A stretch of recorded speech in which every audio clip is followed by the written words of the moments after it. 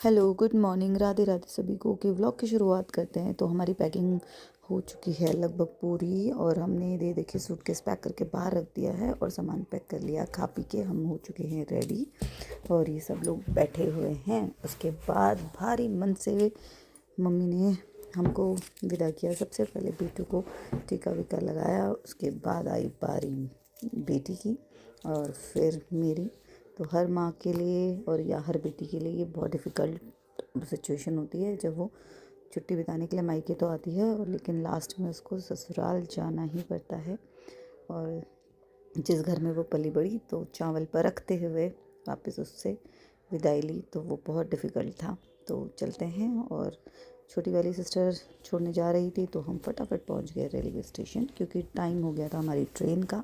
और ये हम पहुंचे, ये देखिए ये लगी थी ट्रेन। तो फटाफट बैठते हैं अपनी सीट में, ढूंढते हैं सबसे पहले अपना कोच। तो मैं आगे आगे जा रही थी, पीछे बच्चों को तो चीज़ें खरीदने की होड़ लगी थी। ट्रेन में बैठे कम और खाने पीने की टेंशन पहले। तो ट्रेन के अंदर घुसे, ट्रेन थी पूरी खाली, क्योंकि ये यहीं से लगी हुई थी और ये थी हमारी सीट। तो हमने सीट में अपना सामान रखा, एडजस्ट किया सब जगह से, और फिर बैठ गए, बाहर निकल गए ट्रेन की तरफ, क्योंकि अभी ट्रेन चलने में 10 मिनट बाकी थे। तो सब लोग ढूंढ रहे थे भैया को, वो गायब था।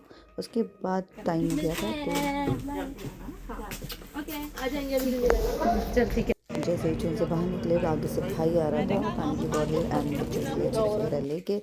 इतनी थोड़ी ही देर में ट्रेन जो थी वो चल पड़ी, और सबसे विदा लेते हुए हम लोग निकल पड़े अपने ससुराल की तरफ। जाना था हमें हल्द्वानी, तो चलते हैं हल्द्वानी की तरफ।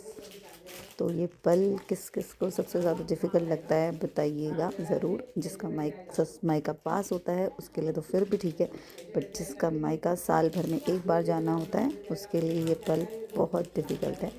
जैसे जैसे ट्रेन की स्पीड बढ़ रही थी, तो मैं अपने मायके से दूर होती चली जा रही थी, और जो दुख था वो आंखों से झलक रहा था। और ट्रेन थी पूरी खाली, हम ट्रेन में आराम से बैठे हुए थे। उसके बाद हम वेट कर रहे थे उज्जैन का, क्योंकि उज्जैन में रहती है मेरी बड़ी वाली दीदी, तो वो आने वाली थी मिलने के लिए हम लोगों से उज्जैन में। तो जैसे ही उज्जैन आने वाला था, तो मैं भी दरवाजे पे रुक गई। तो सबसे पहले दीदी विंडो से बच्चों को हाय हेलो किया, क्योंकि वहाँ पर था बहुत भीड़, तो अंदर वो आ नहीं सकती थी। तो बच्चों से वो बात करती रही विंडो से। उसके बाद इशारों में बोली, उसके बाद मैं गई दरवाजे पे, उससे मिली। वो लाई थी मेरे लिए कुछ सामान, उसने मुझे दिया, और देन आफ्टर 5 मिनट्स ट्रेन चलने लगी। तो ये था उसका लाया हुआ सामान। तो वो जो देख लिए हम बाद में। तो थोड़ी देर बाद अंधेरा हो चुका था, तो हमने डिसाइड किया कि हम लोग डिनर कर लेते हैं। फटाफट डिनर करने के बाद अब यहाँ हो चुकी थी भीड़ उज्जैन से।